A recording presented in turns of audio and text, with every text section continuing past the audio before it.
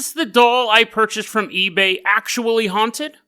We'll do an update on that story. And then we're going to take a look at 2 ghost ships of San Francisco, both with extremely different origins. Is it true that a cursed boat still sails the waters under the Golden Gate Bridge? Is it true that a boat that was cursed from construction took the lives of 3 of their captains? We'll set sail and find out the truth today on Dead Rabbit Radio.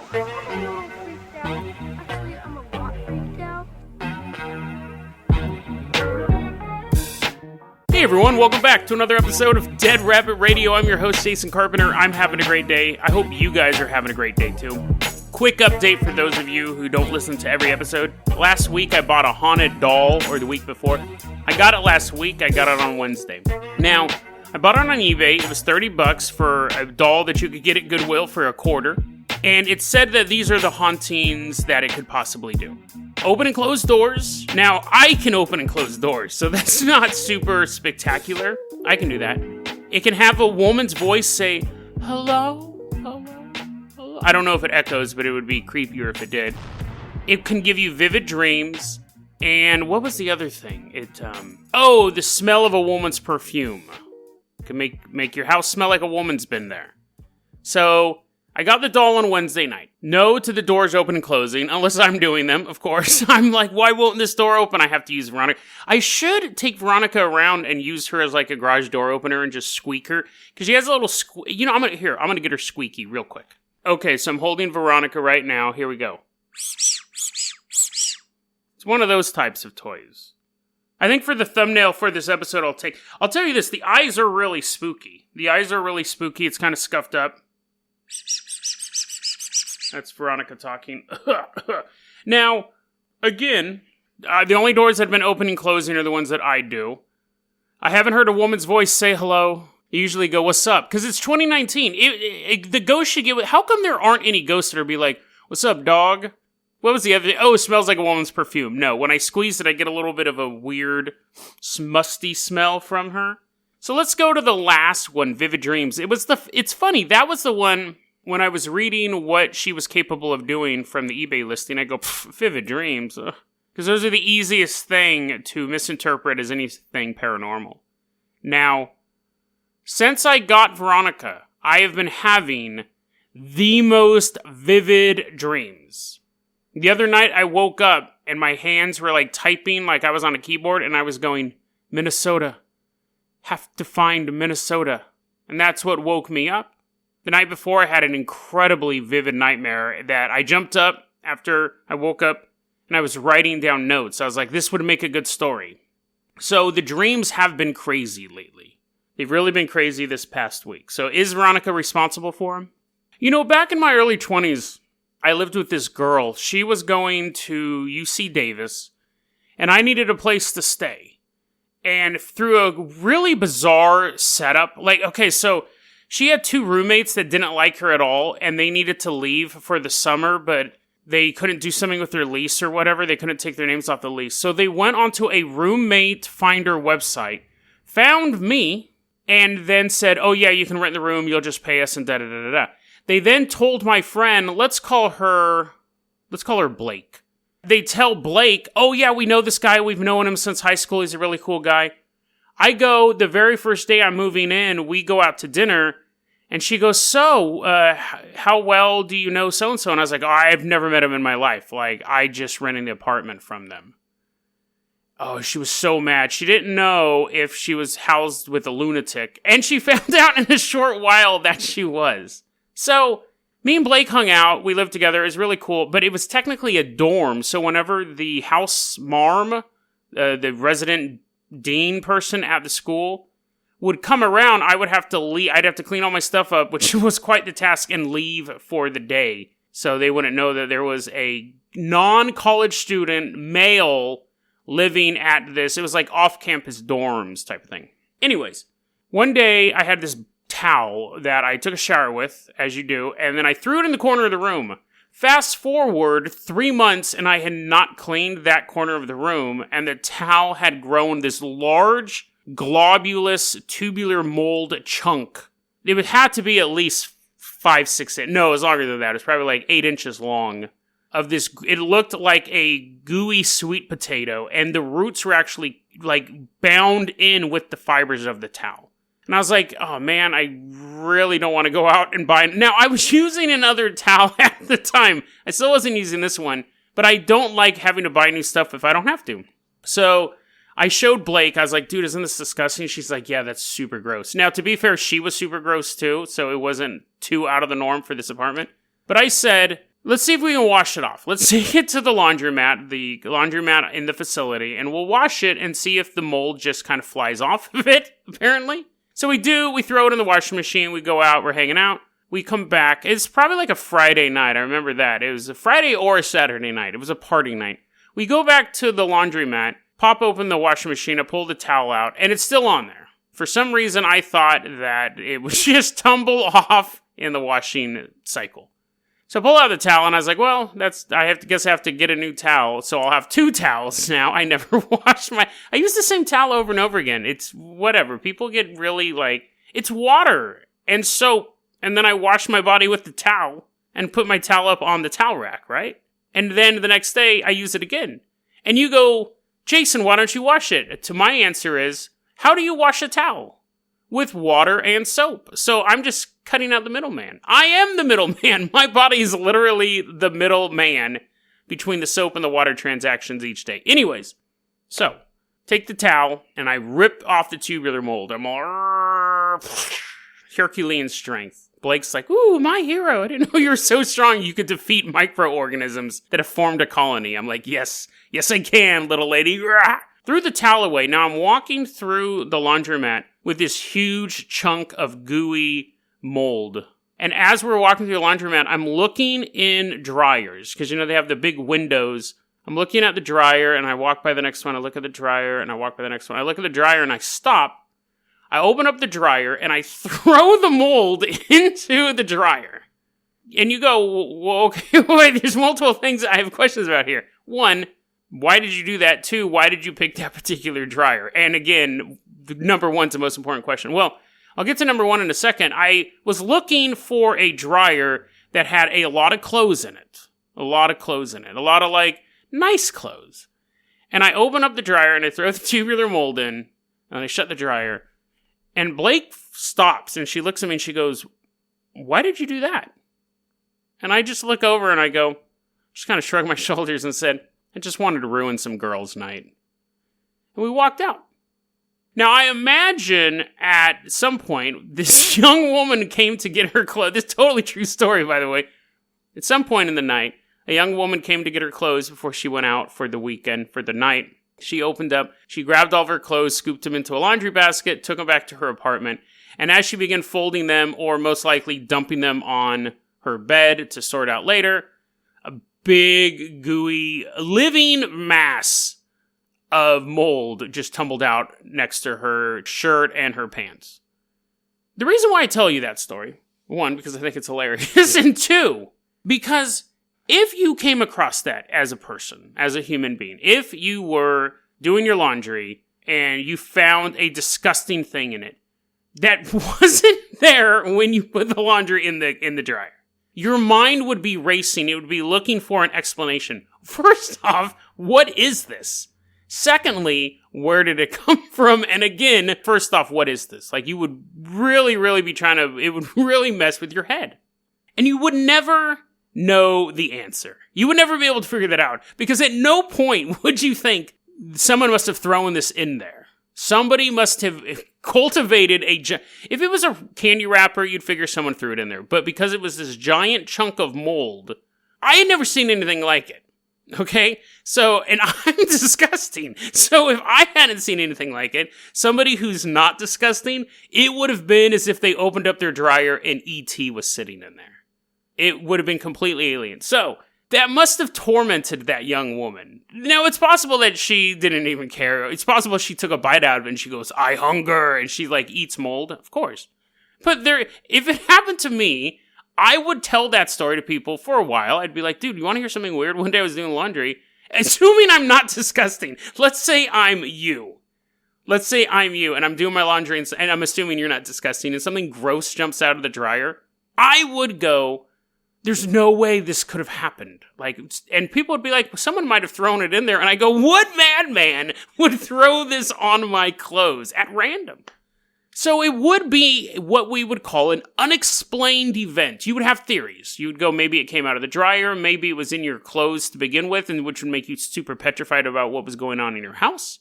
Maybe someone threw it in there, but then the questions become, who, why, and what is it?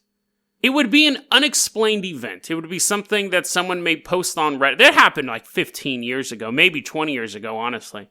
But it would be something someone would post on Reddit, weird things found in your laundry. Some girl's like, well, when I went to UC Davis, ... The reason why I bring this up is because it ties back to the Veronica story. There is a key piece of information that is tied into the Veronica story, just like there was a key piece of information about why that unexplained event happened to that woman's laundry. You see, in the past week as well, I have stopped taking the nicotine lozenges because I'm just tired. 1, they were expensive. 2, they were messing with my keto.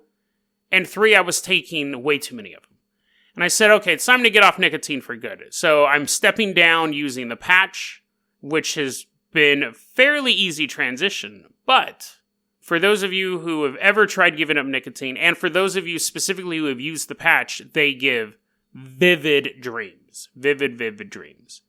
So by simply having that extra piece of information, there is a rational explanation for you to have those vivid dreams.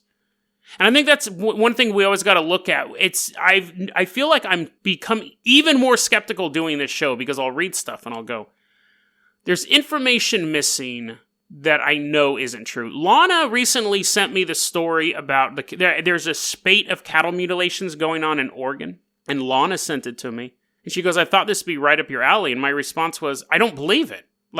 I don't believe when they keep saying all the blood is drained from the cows. All of it. I go, that's just not true. That's 100% not true. What happens is you're coming across the scene and there's no blood at the scene. So there's no blood. I mean, are they literally going through every single vein and artery and organ in the body and discover, nope, it looks like parchment down there. It's completely dry. There's not a single drop. No, that's not true. There's less blood in the body than should be, and there's less blood at the scene than there should be. But I can't go there to verify it. I just know from studying cattle mutilations, you hear these terms, there's no blood in the body. When we look at the original news reports, they'll say there's no blood at the scene. So, when we lack the information to really look at it objectively, we are missing a key point. Just like how I omitted that detail on purpose that I had recently quit the lozenges, I'm on the patch, those are both will cause side effects of very vivid dreams. At the same time, I got a doll that causes vivid dreams. You gotta have all the information, just like that young woman who's probably in a mental hospital in Davis. She's like, no, not that night again. She's like, we'll never go near another dryer. She's hand washing all of her clothes and just stands guard with a shotgun. She didn't have all the information. To her, that was a gross, unexplained event. If she had all the information, she would realize there was just a maniac, a gross, disgusting man hiding out in her off-campus dorms. Let's go ahead and move on to that was the story. That was the first story. A little Veronica the doll update. Let's go ahead and move on to this next story. Now, and I'll keep you updated on Veronica the doll as well. I guess the moral of that story is we gotta have all the information. Now, these next two stories are kind of weird because they're very, very basic ghost stories. But I'll be honest, man, I broke my back looking into these things. You know what? Let's do a very, very quick Dead Rabbit Recommends here, too. Let's do a quick one here. This is probably one of my favorite horror movies. And I'm going to say right off the bat, it has probably one of the dumbest killer motivations I've ever seen. And I watch a ton of these B-slasher movies. There's a group of sorority girls named Theta Pi. Do or die Theta Pi. They're sisters for life. Sisters keep secrets.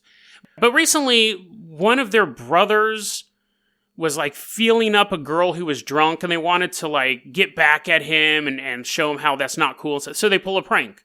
And they make him think that he accidentally caused this girl to overdose. The girl's in on it. And they do this whole thing where they drive out to this abandoned well, and they're like, we're going to dump the body now, and you got to keep your mouth shut, Billy, or whatever his name was. You got to keep your mouth shut. And they're all giggling and laughing. And this kid is drunk, and he's high, and he's overwrought with guilt because he thinks that this girl that he was trying to make out with overdosed on a drug he gave her. And while they're debating how far they're going to take this plan, he picks up a tire iron and stabs her in the throat. And so kills her for real. And so they have to reveal, it's just a joke, it was just a joke, it was just a joke. And then they do have to drop her body in the abandoned well and take an oath of secrecy. Theta Pi, do or die, sisters always keep secrets. The movie's called Sorority Row, and it's funny because it's such a basic setup for a horror movie. It's actually a remake of a 70s horror movie. But the directing is phenomenal for this type of movie. It's not Dunkirk, but there are just beautiful shots in the movie. The cinematography's on point. The acting is good. And the women are gorgeous, which is always a good selling point. The deaths are really inventive. Really enjoyed that. And there's a level of tension throughout the movie. Because that's how the movie starts. So even when they're not being stalked by a killer, there's this level of tension because we jump ahead a year. And these girls have been living with the secret for this whole time. So you're trying to figure out who's going to break. Like, who's going to act? Because it's weighing on all of them. They're getting ready to graduate now. And, of course, a serial killer shows up with a tire iron. And it's one of those tire irons. It's like a cross. So it's like, has the four. It's like a cross. You know what a cross looks like? And the killer has tricked it out. So, like, one side has a blade and the other side has, like, a saw. And then the one part has a drill. And the dude's, like, throwing it like a ninja star and using it to break down doors. It's a really inventive horror movie, and it racks up quite the body count. I'm recommending this one because, one, it's one of my favorite horror movies of all time. Two, a lot of the horror movies I've recommended for Halloween, they're very, like, movies you want to sit down and watch. Sorority Row is a movie you can have on the background at a party. You can have it on the background. It's just it's a very well-written horror movie. The ending... The killer's motivation is one of the worst killer motivations I've ever seen. However, the third act is still really good. The third act is still on point. Like, once they reveal the killer motivation, I remember I was watching that with Lana, and she goes, that's terrible. And I was like, yeah, I know. But the next 15 minutes are still really cool. And she's like, oh, yeah. I mean, like, it does end well.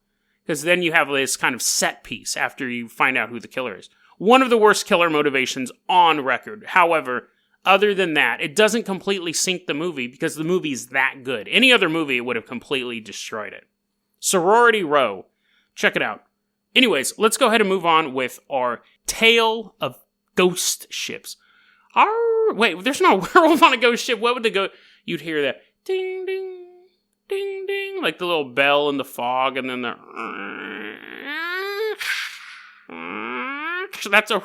That's either a ghost boat going through San Francisco Bay or a rocking chair knocking over a glass of water. It's your decision. Let's start off with the story of the Squando. So, the ghost story is this. There was a Norwegian ship named Squando. And from the very beginning, it was cursed. What happened was a couple people died building the boat, which... that must be difficult. Like, how do you die building a boat? You're like, oh no, I fell off into this soft stuff called water, and then you just swim back on the boat. It's not like building a dam where you're like falling like 2 miles to your death or getting trapped in concrete or anything like that. It's you fall, and I get that boats can be high, but still. Well, what happened? Did you get your timbers too shivered? How do you die building a boat? Anyways, like 8 people died building this boat. So I don't know if they were building it out of Ebola or what. But anyways, one of the wives of one of the dudes who died said, I curse this boat. She's like spitting on the boat. She's like, I curse it. And then, to make the curse stick, she kills herself. So very, very bleak beginning to the story of the Squando. In 1890, it's parked at the Embarcadero in San Francisco. And the captain finds out that his first mate is banging his wife. And so he goes... okay, wife, I'm gonna murder you unless you help me murder this dude you're sleeping with. And she goes, oh yeah, totally down with the whole murder plot. Don't kill me. So she holds the dude down, and the captain jumps on top of him and cuts his head off with a hatchet. They throw the head into a bucket. I don't know why, we'll get into that. Throw the body overboard, they go on the run. eventually, the other people on the boat are like, hey, where's our captain? Hey, where's our first mate? Hey, what's in this bucket? Ah! They call the cops. The cops find the couple, and the couple is executed for their crime. And the boat is still a boat. So they get a new captain, the company buys the boat, or however boats work. I think a company owns the boat and they hire a captain. Anyways, they go, we still got this boat. They hire a new captain. On the first journey, the crew mutinies, kills the captain. So they have to get a new captain. And they have to get a new crew because no one wants to work with those guys. They get a new captain, new crew. That captain dies under mysterious circumstances. They get a new captain. That captain dies as well. At that point, it's in Bathurst in New Brunswick, which I believe is up in Canada. And they go, no one wants to work on the boat. Nobody wants to work on the boat. So when the company's trying to figure out what to do with the boat, they have to hire these guards to keep watch over it, which, if people go on the boat, die, I don't really think you need guards. Anyways, there were guards at the boat, and they said they could see the specter of a headless man wandering around the deck, so they bounced. And then at that point, the company goes, nobody wants to be on the boat, nobody even wants to guard the boat, and they scuttled it. And according to legend, sometimes you can still see the Squando, the ghostly shape of the Squando, out in the San Francisco Bay. Fascinating ghost story. The question was, and going back to the tubular, we'll call this from now on the tubular mold theory. Is there information that's missing to make the story make sense? I had to really dig into this one. Really dig into this one. Now, there's a lot of different variations of it. Some of them, the head is thrown overboard. There's no head put in a bucket. Some of the versions, the couple is not caught. They escape. They're never seen again. Some of the versions are that it wasn't cursed because people died while the boat was being constructed. It was cursed because there was a woman on board for its first voyage, which apparently is a bad thing. And people were like, what? You brought a woman on board? This ship is cursed. And then that got retconned to people dying. But who knows which version is true?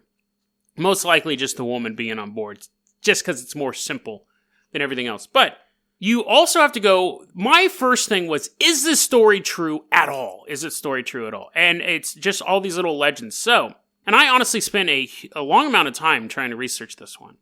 And it's it's still kind of up in the air. The boat itself did exist, but I found an interesting detail. Let's go to Bathurst. Let's go to Bathurst, New Brunswick. We're going to take the Rabbit rowboat. We're going to sail over there. We're going to do CSI, as in sea scene investigation. Sea, like the ocean. Anyways, so we're there. And we hop off the Rabbit rowboat. And we're meeting some old salty people. Horses are constantly licking them. They're like, get away, get away. We're like, so what do you know about this boat? And this old salty man sits down on a snail, immediately dissolves him, and then he sits down in a chair, as he should.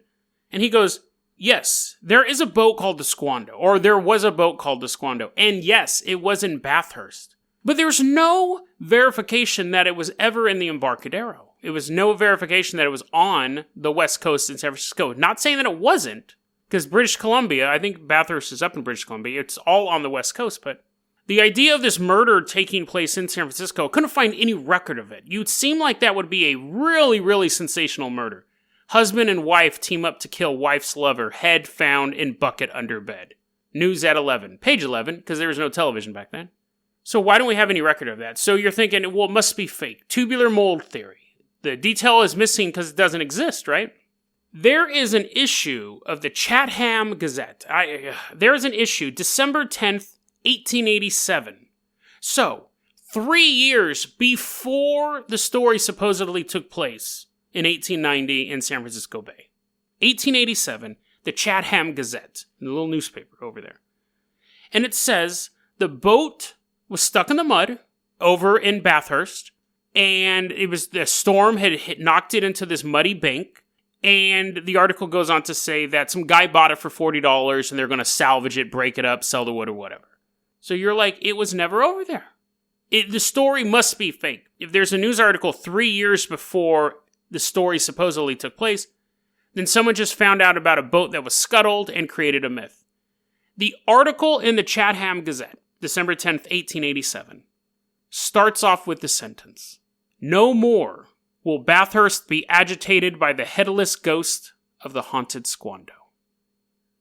And then it goes on to say, the boat was stuck in the mud because of a storm, and some guy bought it for $40. And they begin scuttling it. They begin taking it apart. And then the last sentence of the article says, The men engaged in the work were somewhat surprised to find, in between the timbers of the vessel, a bucket and an old metal axe. So is the story true? Fascinating. Fascinating little detail. That's from a news article. So, and there's nothing else. Every time you look for this boat, it tells you this story about something that happened in San Francisco that's very sensational and detailed, and the boat had all this stuff, and the other captains and the mutiny and the gypsy curse and all that stuff. But we can go back to 3 years before that story ever happened, 1887, and find this article, and they're like, yeah, remember that headless ghost walking around Bathurst haunting us? Don't gotta worry about it anymore. And that's all. Who knows? This is a fascinating story because there's enough detail to make me think that at least the legend is true. It's not something that was passed around on the internet. At least the legend was true.